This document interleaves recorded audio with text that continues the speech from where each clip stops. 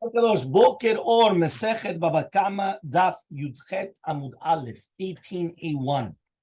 We were talking about, right, the Srurot and the Machloket of Sumchus and Rabbanan. Okay, this is how we finished yesterday. So now we're going to try to bring another proof now to the Shita, the question of Rava. And now the question is like this. Tashema, we're going to bring a proof. The Braita says, Tarnegolim shayu mechatetin bechevel dli v'nifsak hachevel nishbar dli. Remember, we already learned this case. Imagine right now you had the Tarnegolim. Now the mechatetin, they take their beaks and they're poking around, right? Some people, even in modern Hebrew, they say lechatet. Is they start poking around, right? Some people they like to, they come and they start poking around different things. I know some people they always want to know everything about everything. Yeah, so they come and they start mechatet b'chol makom. Yeah, so he says over here, so the Tanagulim come, they poke around, and what happened is that you had a rope attached to the bucket, right, to the dli. And what happens is the rope breaks, and the dli falls, and it breaks. Yeah, meshamim nezek shalem. So you have to pay nezek shalem. Shema mina, you learn from here. Batar mikar azinan. We go after the beginning of the Maseh, which means the Tanagulim are being mazik the dli with their body. Now, even though technically speaking, they're first breaking the rope, and then Mimela, once you break the rope, then the kli will fall and it'll break, but they're damaging with their body. So Tirgema Achevel says the Gemara, no, that's not the explanation. Really, when we say they're going to pay Nezek Shalem is not on the Deli. Nezek Shalem is on the Chevel. They have to pay on the Chevel. The Chevel is the rope. We thought that you have the rope and then you have the Deli, the bucket. When the rope breaks, the bucket falls and the bucket breaks. So I would have thought to say that you have to pay for the bucket, and by paying for the bucket, you're paying Nezek Shalem, even though technically speaking, he broke the rope. Because you're going after the beginning, says the Gemara, no, we never spoke about the Nezek Shalem on the bucket. We were speaking about on the Chevel, on the rope. So says the Gemara, ve'achevel meshunehu.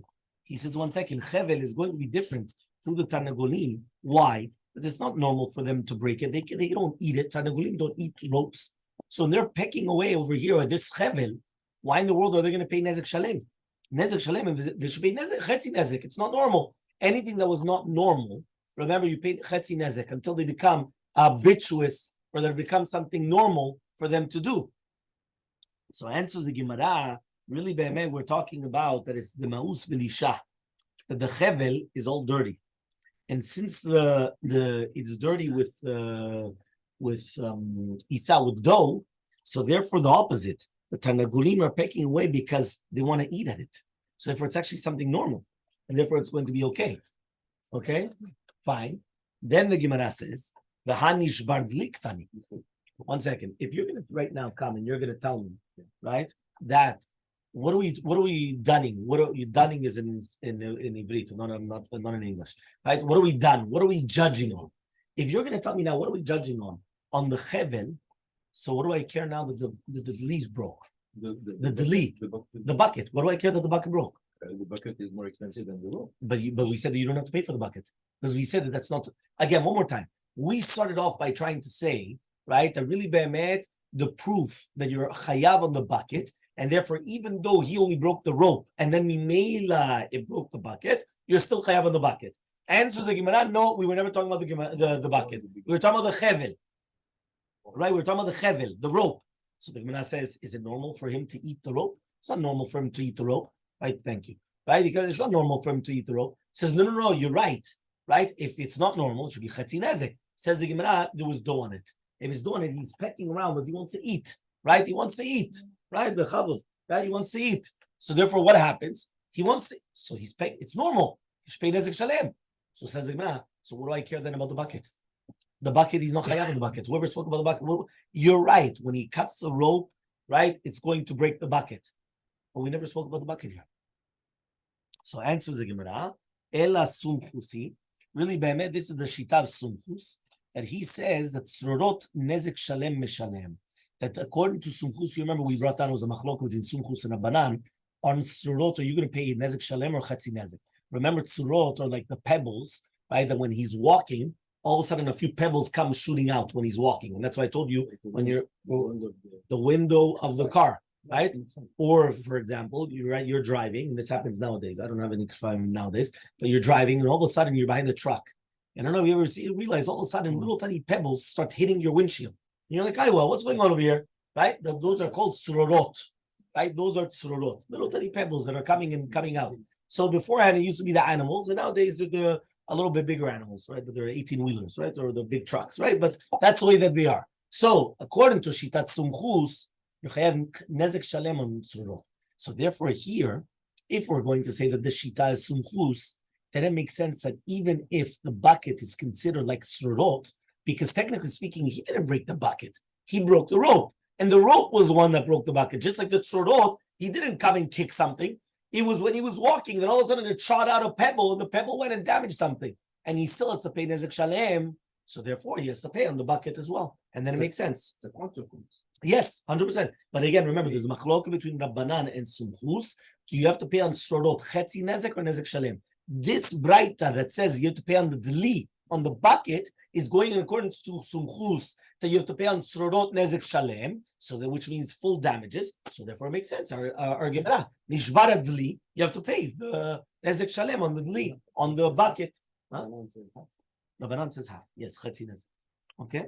Says the Gemara, is Sumchus, if you're going to tell me that this braita is in accordance to Sumchus, right? Ima seifa. Let's see the seifa.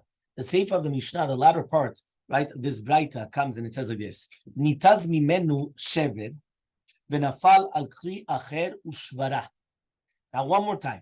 What was the case? The case is that the tarnegol was pecking away with his beak at the chevel, right, at the rope, and it broke the rope.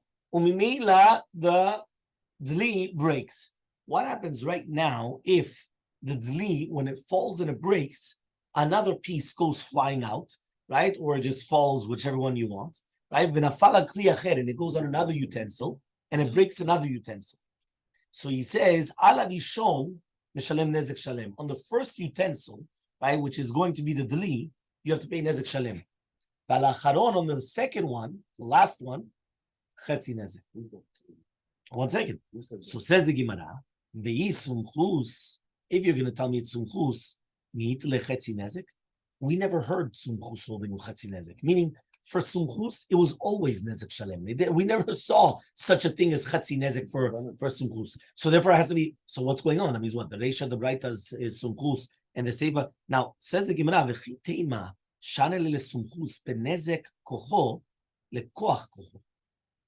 Maybe you know what? I want to make a differentiation. Even in sumchus, there's a difference between your koach and koach kocho. Koach is my force, right? Koach kocho means I'm going to come and then this comes and it hits him hard. So there might be a difference between one and another. One is my direct force, and one is the force coming from my force. So when I cut the rope, right, and then the bucket falls, that's my koach, right? That comes from me, right? Again, I'm the tarnegol, right? It comes from me, so that's my koach. But when this now dli breaks, and it's going to hit or destroy something else, that's already koach kocho. That's not his koach anymore. That's coming from his koach, right? It's like the ricochet, right, of a boomerang. I come and I shoot the wall, and now so the wall is my koach. But now if something shoots out or breaks off of the wall, and it shoots somewhere else and hits something else, it's already koach kocho. It's not my koach anymore. My koach was a direct right into the wall. That's koach kocho. That's a koach coming from your koach.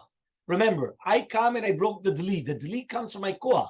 Because once I broke the dli, automatically, the chevel, right, the rope, automatically the dli is going to fall and going to break. So that comes from my koach.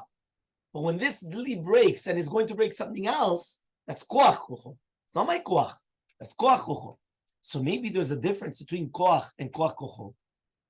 Ravashi, right? But Ravashi came and he had this question. Koach kocho lesumchus, right? What is koach kocho according to Shitat Sumchus? Kekocho dami or lav kekocho dami? Meaning this question, in Shitat Sumchus, do we say that koach kocho is like kocho or not? There's a question of Ravashi in Shitat Sumchus. And when Ravashi had this question, right, he didn't bring an answer from here. Why don't you just bring an answer from here? Meaning, If you're going to tell me that the Reisha of the Braita is who? The Reisha is who? Sumchus. Chazak Baruch. So if the Reisha of the Braita is Sumchus, and now you're going to tell me that probably the Seifa is also Sumchus, but the Seifa says that it's Chatzi Nezek. So maybe you're going to say, why? Because obviously it's Koach Kocho. So when Rav Ashi is going to ask in Shitat Sumchus, that is Koach Kocho like Kocho or not, bring a proof from our Braita. That according to Sumchus, it's Koach Kocho, is like Kocho, is not like Kocho, sorry, and therefore it's going to be Chatzi Nezek and not Nezek Shalem. Bring a proof from our Braita. So says the Gemara, but rather, you can't say that. Ela, but rather, Rabbanani. So the safe of the Braita is Shitat Rabbanan. So says the Gemara, Shema Mina. So you see from here, Batar Meikar Azlina. Now, if you're going to tell me that this is going in according to the Shita of Chachamim, Rabbanan, that they hold that on Nezek Tzorot, you're going to pay Chetzi Nezek. So then still they said in the Braita that on the Deli, you're going to pay Nezek Shalem. That shows you that you have to pay Meikara. You don't go after the Nezek. Which means like this, you came and you damaged the rope. If you're going to tell me right now, I'm going at the beginning, meaning I'm looking at the beginning, this Deli, was it intact? Yes. Was it supposed to break? No. So when I come and I damage the chevel, which is the rope, I cannot say that there's a detach there. Yeah, meaning that there's an attachment between the chevel and the Deli. Since there's an attachment and we're going from the beginning, that at the beginning it was fitting, it was not going to break. So therefore, I'm chayav on the Deli, Nezek Shalem, even according to Chachamim. I go Batam Meikarazin, I go after the beginning. I don't go that after I already broke the rope, now it's already Kaddish, because there's nothing to do with the Deli anymore. Right? You already know that it's going to go after the Nezek. No. At the beginning, it was not going to break. It's not going to break now. You broke the Chevel, and then, sorry, that's something else. That's afterwards. So therefore, even according to Chachamim, that's how we go. So the Gemara is now going to say, I don't like this proof. Why? Again, we're trying to understand, do we go after the beginning or do we go after the damage is already done? If you go after the damage is already done, when you already broke the Chevel, so now Kaddish on the Deli, but I'm not obligated on the Deli. Because once I broke the Chevel, you could be Mechayevoti on the Chevel, obligating me on the Chevel, but the Deli is already a dead thing. I didn't do anything wrong. We can't say right? We can't say that. You should be Patu. Or maximum Chatzi Nezek, right? But not on... the Deli that's holding on the rope. Yeah. It's not an example of Koch. The Deli, which is holding on, is really Kocho. It's Kocho. It's not Kocho. That's Kocho. That's his strength. Yeah? When you cut the rope, automatically it's direct. It's not that the Deli now is going to hit something else, or the rope is going to fall and now hit another utensil or things like that. No. The second you cut the rope, the Deli falls. That's Kocho. Okay? So answers the Gemara, Amar Rav Bevai Barabaye, says Rav Bevai Barabaye, the Ka'azel Mine. The Deli, right, was going from the koach of the Tarnegol, and therefore it continued going, which means the Tarnegol also pushed the Deli itself.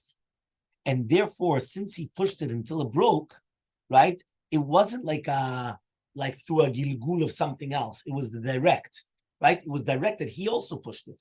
And therefore, in such a case where therefore there's no suspect that he's going to be Nezek Shalem. Meaning, at the beginning, we wanted to say that even according to the rabbis, you would pay Nezek Shalem. But now why?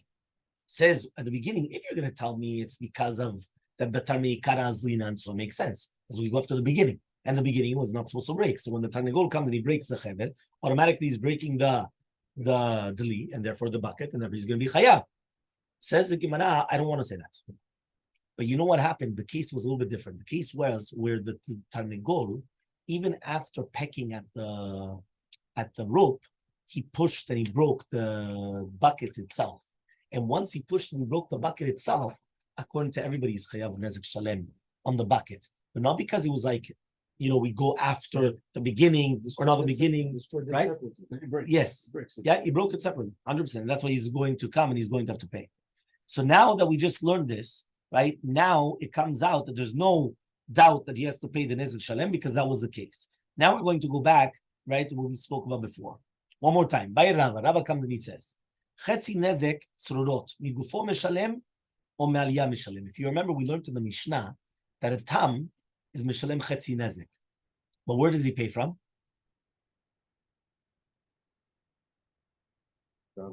Tam, Mishalem Chetzi Nezek. Migufo, Chazak u'baruch. Right? Muad, he's Mishalem Nezek Shalem. Me'efo? Me'aliyah. What is aliyah? There's going to be a difference meaning like this. Let's say you have a tam. And a tam means it's not a habituous gore. So, okay, you have a tam, right? What happens, right? That's by the way where it comes from also. Some people, they make themselves tamim. כאילו שהם לא יודעים, אבל הם יודעים בדיוק מה שהם עושים. לא, אני תמים, אני לא... תום לבבי, right? אני כיום כפיי עשיתי זאת. אני לא עשיתי כלום, I didn't know anything. But they're not that tam. Tam means, mamash, you have a short tam. Yeah, so what happens? He comes and he damages. He has to pay chetzi nezek. When he pays the chetzi nezek, the maximum that he could pay is from his body. You cannot pay from somewhere else. Meaning, if right now the chetzi nezek was worth more than the actual body of the shore, you cannot start calling and telling him, listen, I have a lien on your property now.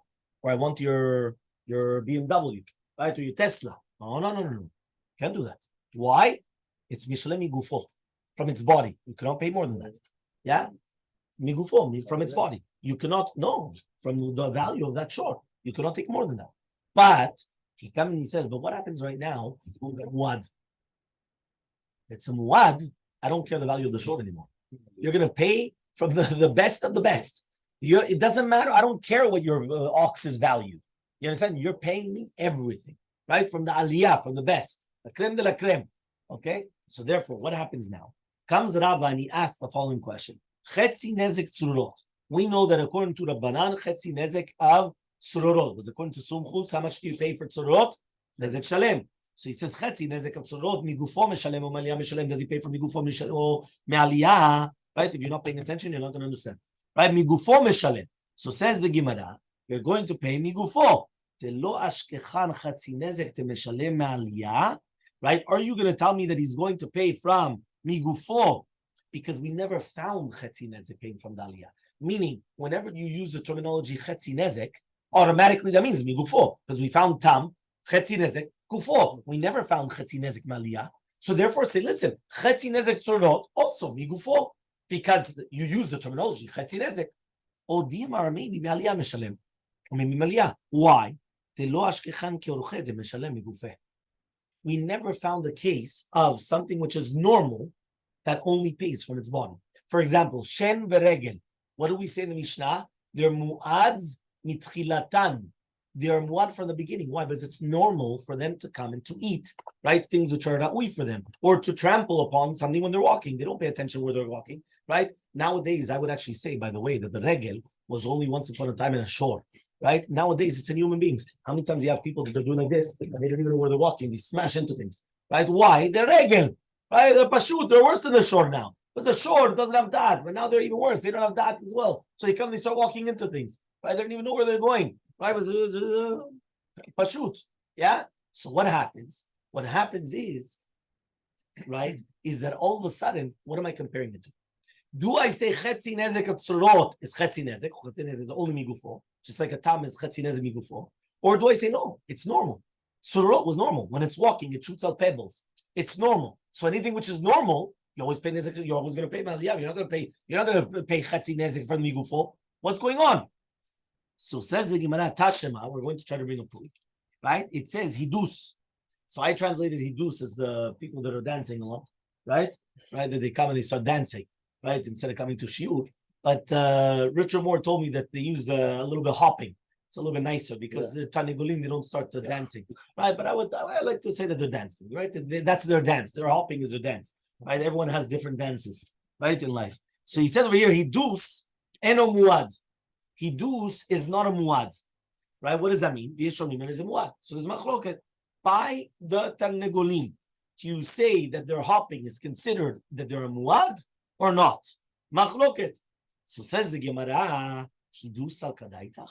Are you going to tell me right now, right, that hidus, that's what we're talking about over here, that it's nezek darko, right? It's tuldav regel. And therefore, why is the Tanakama going to say that he's not muad? For sure, he should be a muad. So I answer the Gemara, elalah, but rather, we're not talking about hidus by itself, because hidus is something normal. It's hidus v'itiz. through the hopping around, the dancing around, he came and he shot out, right? Like the tzurot, that was itis, nitaz, right? That it came and it shot it out. So therefore, he comes and he says, this is a machloka between them. Man damar eno muad. The man damar that says that it's not going to be muad, kasavar, migufo meshalem. He's going to hold that he's going to pay migufo. Man damar muad, but according to the man damar that says that he's going to be muad, kasavar me'aliyah meshalem. He says that he's actually going to be from the aliyah, which means he holds that the baalim are going to be chayav l'shalem these ketzurot from the aliyah. So therefore, we want to come and we want to actually say that the machloket between them was not stam is hidus muad or not a muad, because it's pashut, it should be a muad. If it's normal, it should be a muad. But it was hidus v'nitis, meaning tzurot. And on this is the machloket that when according to the mandamar, which is the Tana Kamma that says it's not a muad, he's paying migufo. And according to the mandamar that says he is a muad, he has to pay from the aliyah. So why don't we just say that that's actually machloket? Meaning we had a doubt. We said chetzi nezek tzurot. From where does it pay? Does it pay migufo or me'aliyah? Says the Gemara. Why don't we just try to bring it proof from here? From idus. Now again, idus cannot be just idus, because then for sure it's muad. It's idus v'itis. It was hopping around and it's shot out utensils, right? They're like shot out the pebbles, and therefore in here we have the machloket, right? And this is the machloket between them. And so the Gemara, no, that's not the machloket between them. The machloket between them is the plukta de sumchus v'Rabbanan kamipalgeh. The machloket between them is between sumchus and Rabbanan, which means Tana Kamma that says that they're not going to be muad. He holds that on the tzurot you have to be chetzi nezek, right? And the Yeshomrim that he says that he is a muad, he also have to pay nezek shalem. Meaning they're not arguing on how does he pay, whether it's migufo or maliyah. Does he pay chetzi nezek or nezek shalem? That is a machloket between the Tana Kamma that he says enu muad, right, which holds like Rabbanan, and the Yeshomrim, which holds like sumchus, that he says that you do have to pay nezek shalem. Okay, next, another braita. Remember, every single time we bring a tashema, what we're trying to do is we're trying to bring a proof to that which we're trying to understand. We had a question, a general question. The question is, chetzi nezek tzurot, does it pay migufo or from the aliyah? And we're trying to bring different proofs, okay?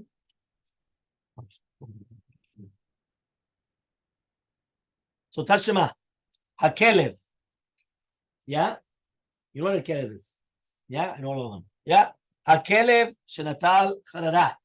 The kelev comes and he's going to take this cookie, right? Remember that it's like a biscuit, right? Charara. Now what happens is that he's taking it from the coals, okay? Now what happens is like this. He comes and he takes this from the coals, v'alach lagadish, and he goes to this pile, v'achal charara. He comes and he eats the charara over there, right? V'idlik et gadish. Now through this charara, he lights the gadish, okay? He lights this pile, usually it's a pile of hay, right? And what happens is as follows. What? How does it translate there? Stack of grain. Stack of grain. Stack. Okay. So he says, Allah charara mishalem nezek shalem. So now he ate this cookie. So this cookie he has to pay nezek shalem. Okay. Now he says, Vala gadish, but on the gadish he has to pay chatzi nezek.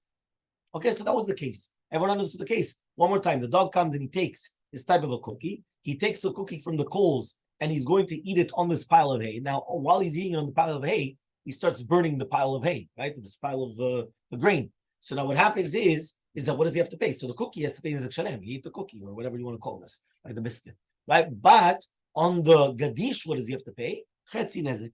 So says the Gemara, Maitama. What's the reasoning why you only have to pay chetzi nezek for the gadish? Is it lav mishum davelet tzurot?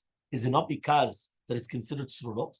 Meaning that just like you had a case that the animal was walking and it shot out these pebbles and the pebbles was what that damaged. So if you pay chetzi nezek, so same thing. It should be like pebbles. He comes, he takes a charara, he starts putting it. So it's going to be like the pebbles. It's like the tzurot, right? So that's why he's going to pay chetzi nezek. V'tanya la. Now we already learned mishalem chetzi nezek migufodo. Did you realize that it wasn't just enough that he said mishalem chetzi nezek? It's Mishalem Chetzi Nezek, right? But it's Migufo.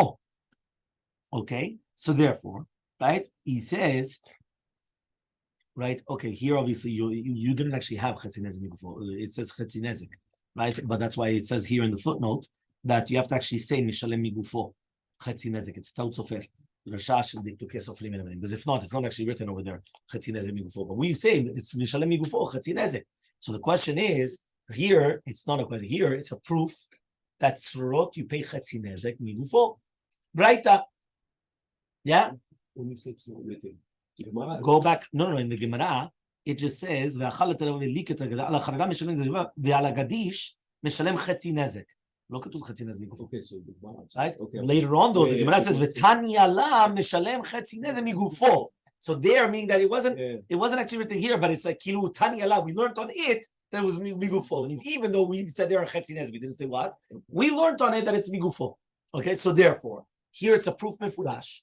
If you're telling me this is like tzrorot, and you just told me that you're paying chetzi nezek migufo, we had a question. Does chetzi nezek tzrorot pay migufo me'aliyah? Because we had two sides of the safek. Do you say it's like every other chetzi nezek, which is like a tam that pays migufo, or do you say that it's orche, it's normal, so you pay nezek shalem? It's not nezek shalem, it's halachah you pay chetzi nezek, but you pay mitav from the aliyah, from the best. So all of a sudden, I have a proof. Chetzi nezek migufo. Answers the Gemara, v'tizbera. Do you think it's logical to say such a thing? Rabbi Elazar, right? According to Rabbi Elazar, that he argues on the Braita, and he there says that you have to pay nezek shalem, right? Nezek shalem migufe miyashkecha. One more time, meaning like this: if you're going to tell me now that the nezek there is chetzi nezek, and you're learning the words that has to be chetzi nezek migufo. Now Rabbi Elazar there on the Braita argues, and he says you don't pay chetzi nezek on the gadish, on the pile, on the grain, right? You know what you pay? Nezek shalem. Now, if you're telling me that I'm telling you that you're paying chetzi nezek migufo, and you're paying nezek shalem migufo, where did you ever see such a thing that you pay nezek shalem migufo? That doesn't exist. Anytime that you tell me nezek shalem, it means mi'aliyah.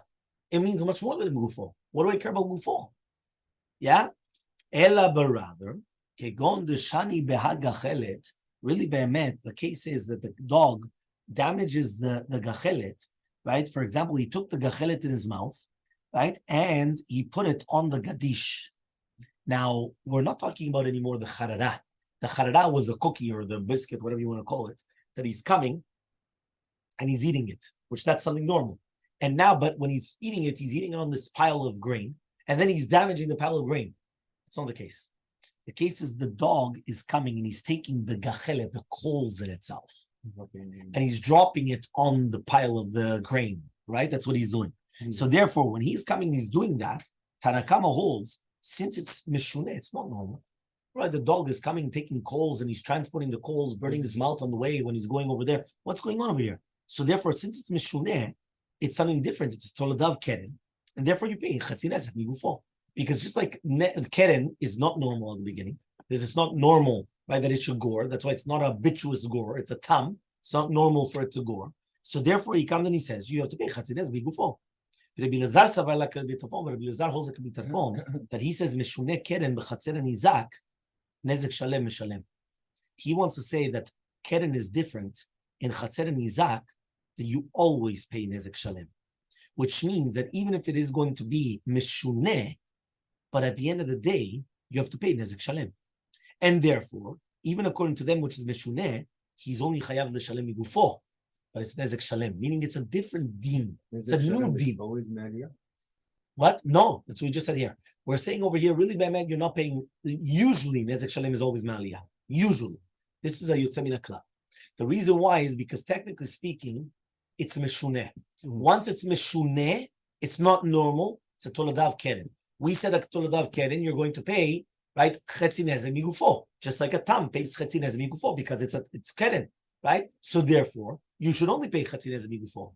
Rabbi Tarfon has a special din, right? That since it's in the reshut of the nizak, since you're going to the nizak's property, the damagee's property, he could tell you, what are you doing with my property?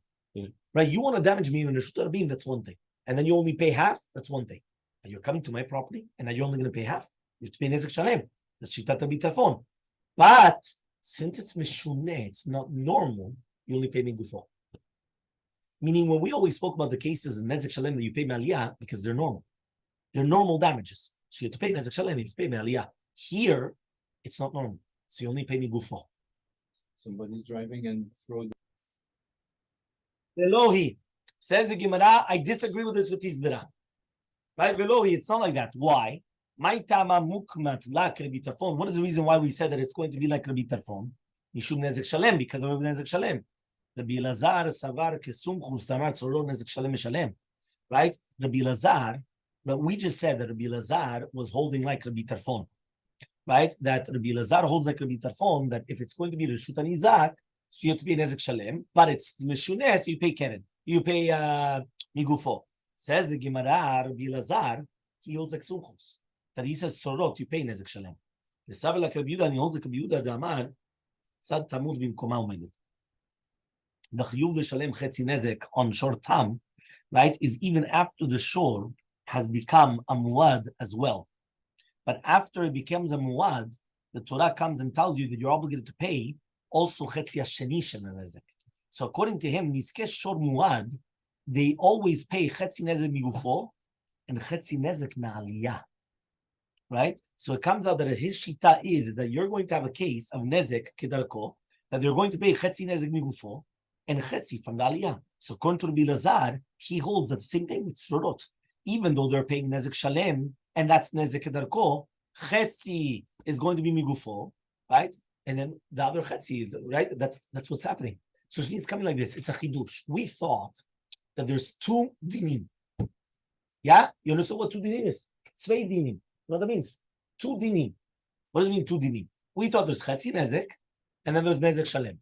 And they're two different halachot. One of them is chetzi nezek, one of them is nezek shalem. Comes and he tells you it's not true. Really, be'emet, they're the same. What does that mean they're the same? Listen carefully. When you come and you damage and you're a tam, you have to pay chetzi nezek. That chetzi nezek is migufo.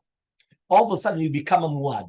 After 3 strikes and you're out, you become a muad, now you pay nezek shalem. It's not a new damage penalty. It's the same one, but you're adding another half. Meaning the first half, you're paying chetzi nezek migufo, just like a tam.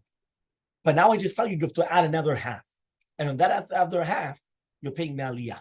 You're paying from the best. That's how he learns it out. Again, this is the shita of Rabbi Elazar. So first of all, Rabbi Elazar holds like sumchus, that surot you pay nezek shalem. And that's why he argued in the previous case, because he always says you're going to pay nezek shalem, not because of Rabbi Tarfon, that it's in the reshut of nizak, because he holds like sumchus. But once it's surot, nezek shalem. But he says that when you're going to come and you're going to pay migufo or not migufo, how do you learn up the muad paying nezek shalem? So he says the first chetzi, you're going to pay from what? You're going to pay from migufo, because that's like a regular tam. The second chetzi, since you're paying nezek shalem, right? You're going to pay from the aliyah. Okay, that's how he does it. So he says v'chiktani migufo. So when it says you have to pay migufo, that's only on the side of the tam. Meaning, when you just said that you're going to have to pay like the tam is the chetzi nezek, that you have to pay migufo. The second chetzi, you have to pay maliyah. Okay? So now the Gemara is going to ask on this as well. The Gemara says, I'm going to say that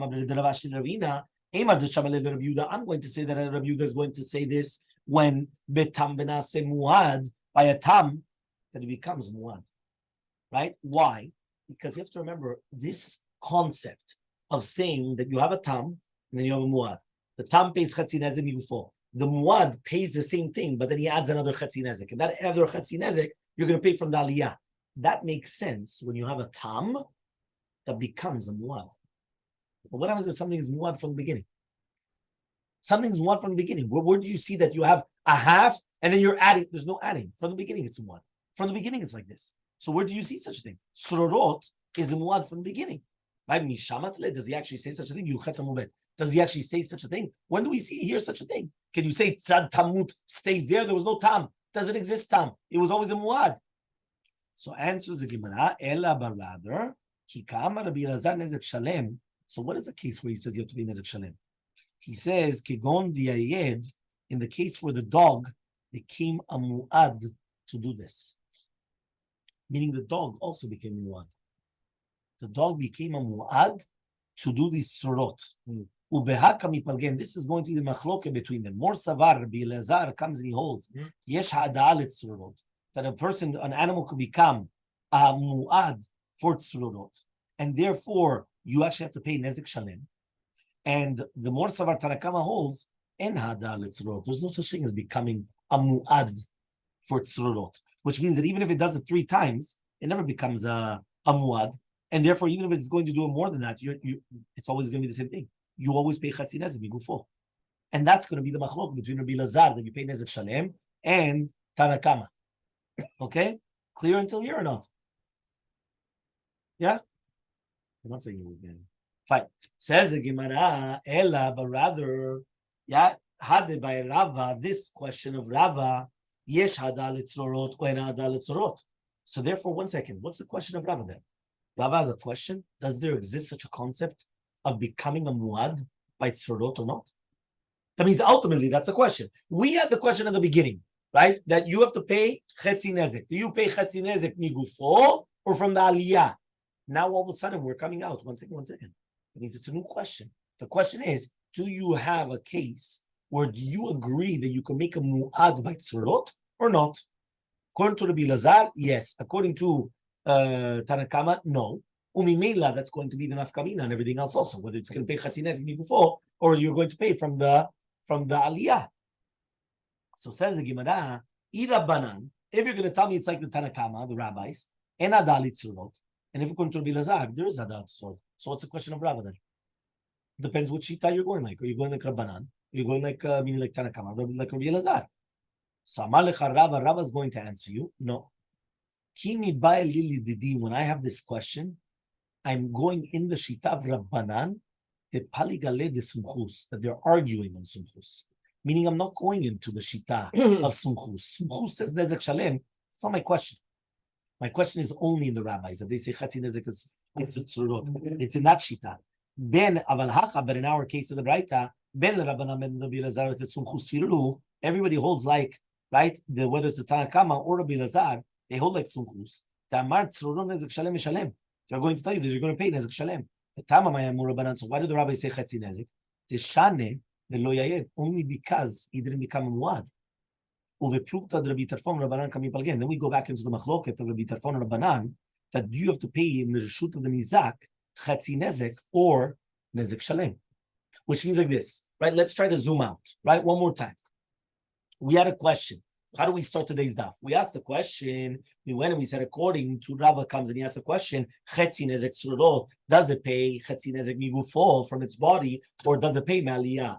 Does it pay from the best of the best? Now, why do we have that doubt? Because again, do you say that it's like chetzi nezek, so it's like a tam always pays migufo, never from the aliyah? Or do you say since it's orche, it's normal, so it's always going to pay from the creme de la creme? You're always going to pay from the aliyah. So we start going back and forth. All of a sudden we come and we said that really the machloka between them is that this dog king, he took, right, the coals and he lit the gadish. Now what happens is we said that he became a muad, meaning that he came a muad in doing so. He did it more than 3 times, and this is his new, it's his game, right? Instead of coming, taking a ball and running around, he takes coals and he puts it on people's gadish, and he likes the fireworks, right? He likes the enjoyment. Yeah, okay, sounds good. Yeah, 100%. Okay, he's not a boring dog. He's not a dull dog. Okay, no problem. Says the Gemara. So that's machloke between Tanna Kamma and the Rabbi Elazar, right? That according to Tanna Kamma, you're going to tell me that there's no such thing as becoming a muad. According to Rabbi Elazar, you're going to become muad. You're going to pay nezek shalem. Says the Gemara. So if it's like that, so then what's the question of Rava? Answers Rava, no, that's not the question. You know, he comes and he says yes. I'm going according to the rabbis that argue on sumchus. I go according to the rabbis that argue on sumchus. According to the rabbis that argue on sumchus, you're going to pay chetzi nezek. You're not going to pay nezek shalem. Here, even the rabbis agree you're going to pay nezek shalem. Why? Because the dog became a muad. And once the dog became a muad in doing so, even according to the rabbis that argue on sumchus, you're going to pay nezek shalem on this. Because it's like the tzorot, but you're going to pay nezek shalem. So he says, so then what's the machloka between them? He says the machloka between them is, right, do we go back to Rabbi Tarfon and Rabbanan? When you go to the reshut of the nizak, the property of the damagee, do you pay chetzi nezek or do you pay nezek shalem? According to Rabbi Tarfon, nezek shalem. according to Rabbanan, chetzi nezek. And therefore he comes and he says, that's where I'm going, like, that's what we're talking about. Okay? So if we're talking about that you did not become a muad, so therefore even according to, then that's when the machloket of Rabbanan and Rabbi Tarfon, Rabbanan and Sumchus was. Because remember, if it was he became a muad, even according to Rabbanan that argue on Sumchus, you pay nezek shalem. Okay? Even according to them. So here we're talking about obviously that there was no, right? There was no muad. The dog did not become a muad. And still what's going to happen? The question is, do you pay nezek shalem or not? According to Rabbi Tarfon and the rabbis. So says the Gemara, one second. We only learned the machloka between Rabbi Tarfon and Rabbanan to do the nezek shalem or chetzi nezek. Meaning Rabbanan say chetzi nezek, even though it's in Reshut al-Nizak. And according to Rabbi Tarfon, nezek shalem in Reshut al-Nizak. But whoever told you that we're talking about migufo maliyah? Nobody ever told you that. We're only talking about nezek shalem or chetzi nezek. That's it. So says the Gemara, we did. Why? From where are we going to bring Rabbi Tarfon? You have to pay nezek shalem. Mikeren reshut rabim. From keren reshut rabim. Tayola ba minadin liyot kanidon. What does that mean? It says it's enough to actually learn from the Kal V'chomer what you're actually learning from, and therefore, just like on keren reshut rabim, you only pay migufo. So to niske keren reshut nizak, you only pay migufo. Which means like this: if I'm learning a Kal V'chomer, right, a kal from the chomer, something light from something difficult, right? So therefore, what happens is I cannot become worse than it because I'm learning from it. So keren b'reshut rabim, when keren b'reshut rabim means that an animal gores in the public domain, how much does he pay? Chetzi nezek, right? And where does he pay from? Migufo. So if I'm going to learn that in the reshut nizak you're going to pay nezek shalem, because that's where Rabbi Tarfon is learning from keren b'reshut rabim, he cannot say that it's nezek shalem more than migufo. Because if he's learning it, right, if he's learning it, if he's learning it from, right, the entire concept of, if he's learning it from keren b'reshut rabim, just like over there, the Tam is paying migufo, so to you should pay migufo. So says the Gemara, that Rabbi Tarfon let dayo. 1 second. I thought Rabbi Tarfon does not hold of this general rule of dayo lavo minadin liot kamido, which means like this: if I'm learning from a Kal V'chomer, right, according to Shitat Rabbi Tarfon, he says you can learn from the Kal V'chomer. So I'm learning from the Kal V'chomer that you should be chayav and that you should actually even pay nezek shalem. Now you're going to ask me that I cannot be more chamur from where I'm learning from. He doesn't hold of that. He says you could. So therefore, you're going to pay nezek shalem, and I learned it from a Kal V'chomer from the keren b'reshut rabim, but I'm going to be more strict. And what's the more strict? Even though usually keren b'reshut rabim you could only pay migufo, here I'm going to pay. I'm going to pay from the aliyah. He doesn't hold of dayo. So answers the Gemara, he says no. He doesn't hold of the concept of dayo lavo min adin. Dayo means it's enough, like dai dayenu, right? Dai, right? Dai must speak, right? Dai dayo lavo min adin, to come from that which is judged, right? Right? Dayo lavo min adin liot kanidon, to be like that which is being judged upon. So he comes and he says, when does he not hold of this concept? When you have a question against the Kal V'chomer. So when you have a question against the Kal V'chomer, so then you're not going to hold this concept of dayo lavo min adin. But Hechal, there's no question against the Kal V'chomer, which means that it's not going to be extra, right? So therefore, if it's not going to be miyutar, he does hold of dayo. So if he holds of dayo, you can't obligate more than migufo. So fine, nekuda. We stopped over there because basically we're actually saying is that we still need the Kal V'chomer to teach you that on iske keren b'reshut nizak you're obligated to pay nezek shalem, right? And now we're going to go back to the second question of Rabbi. Okay, fine. So that's how we actually finished off, by the way. We actually finished off that really be'emet.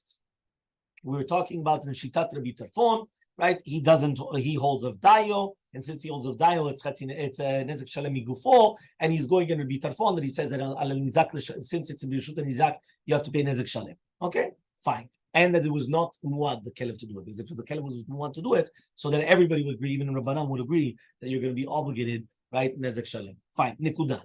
Gufa. Right? Remember when we say gufa, we're going back now to the second halakha of Rava, right? Another deen, which he brought derech agav. By Rava, Rava comes and he asks the question: Yesh hadal tzurot or en hadal tzurot? Does there exist a concept of becoming a muad by tzurot or not? So now, beforehand, if you remember, we wanted to make that the machloke between the Tanna Kamma and Rabbi Lazar. That's what we wanted to do.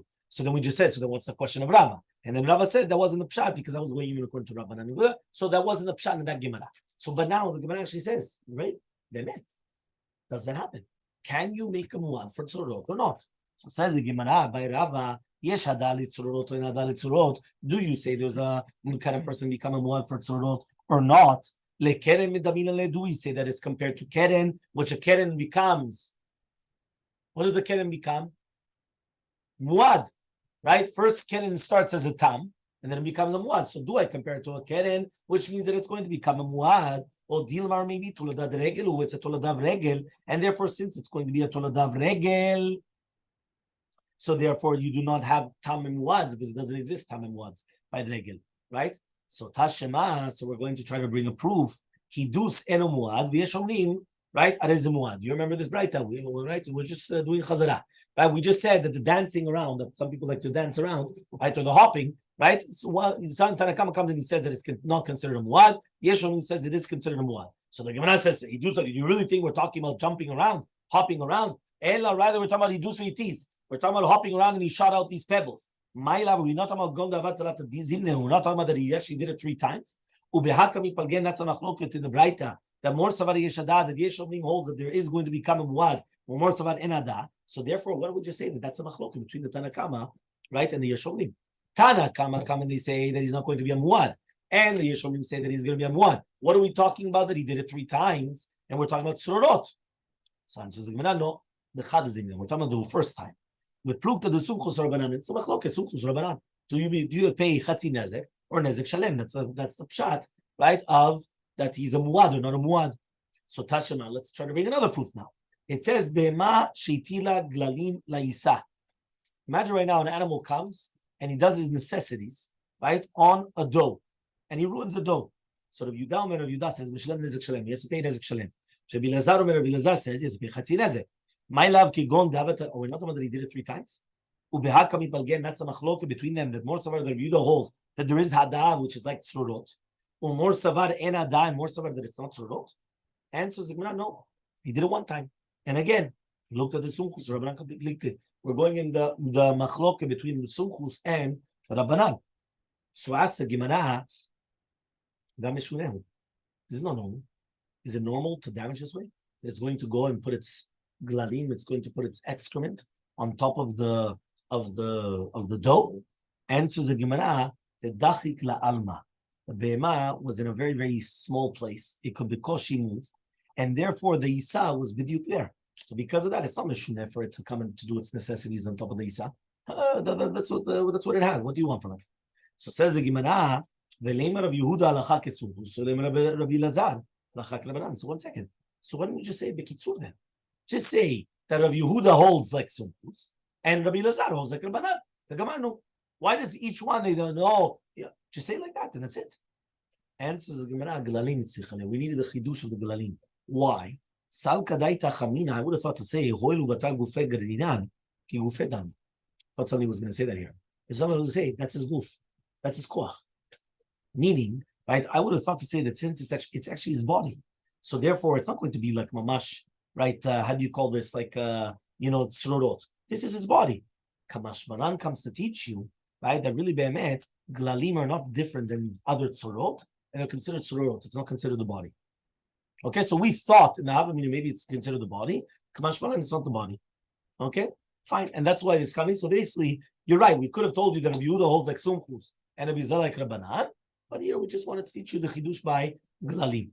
So the Gemara is going to come and say, right, that really be'emet, right? Let's try to bring another proof then. Because if we just came now and we just disproved that halachas like sumchus and halachas like Rabbanan, and we said no, because really be'emet, we needed this machloket because maybe be'emet it's a different halacha. So Tashema, the Tanam we learned in the Mishnah, Rabbi Bar Yecheskel, right? He said this is a Mishnah that taught Rabbi Bar Yecheskel is a Braita. Okay, he comes and he says like this. The Braita says, Tanagol shoshit rosho la'avir kli zuchit v'takabo ushvaro. So imagine right now, right, the Tanagol puts his head inside of a glass utensil. Right? So imagine, you have here, let's pretend this is, right? Yeah, you got here, puts his head inside, and now it starts tokea b'shofar. Right? There's no shofar, but it's tokea. Right? So he does it tkiya. Yeah, and what happens? It breaks it. Right? sometimes people, they come, they sing in the synagogue, and right? All of a sudden it just breaks, yeah. So he says, Meshalem nezek shalem. Right? They have to pay nezek shalem. It's pay nezek shalem. Amar of Yosef, says of Yosef, Amri Beit Rav, they said in the Beit HaMidrash of Rav, Sus, shetzanaf v'hamor shena'ar, v'shiber et hakelim. Imagine right now, the sus comes, and he was tzanaf. How do you say in English? No, with the noise, but the chamor is to bray. Bray is for the horse? To neigh, no? K-N-A-Y, no? A-E-I-G-H-E-D. To neigh, N-E-I, right, N-E-I-G-H, right. So you come and he says this, the donkey is to bray, the donkey is to bray. So the noise, right, the noise, the dog barks. Can a kelev noveach, right? You know, kelev noveach. I hear it all the time, right? So what happens is, right, there's kelev, which is noveach, the sus shetzanaf, right, the chamor shena'ar, right, noer, right? So he comes and he says this, he says, v'shiber et hakelim, and he destroys utensils. Mishalem nechetzi nezek. He has to pay chetzi nezek. My love kegon davet tlat azimi. And we're not talking about that he did it 3 times. Obviously, what's the Gemara going to answer? The Gemara answer is no. Bava Kamma daf. This is what we're talking about. The machlok between them is more savar yeshadad. That we say that there is going to be a muad or more savar, and Rabbi Rav say that there's not going to be a muad for these things in order to become right muad to pay or not. And so the Gemara bechad zimna, it only happened once. So we proved that the sunchus right. V'Rabbanan kami palgeh. So ask the Gemara behameshunehu. Right? It's meshune. It's not normal. Is it normal for them to come and make these noises and now start damaging? Answers the Gemara. They eat baby zraim. In the keli, they have zraim. Zraim are like seeds. So therefore, the tanegulim, they want to come inside and to eat those seeds. So it's normal for him to put his mouth inside. So since it's normal for him to put his mouth inside, now it's not meshune. Because remember, if it was meshune, he shouldn't be chayav, right? Or it should be like a tam, like a chatzinez. It's not meshune. But since it's normal for him to do that, that's why we said that it's going to be, right? It was again the machloka between Sumchus Rabbanan. Are you going to pay nezek shalem or chetzi nezek? Okay?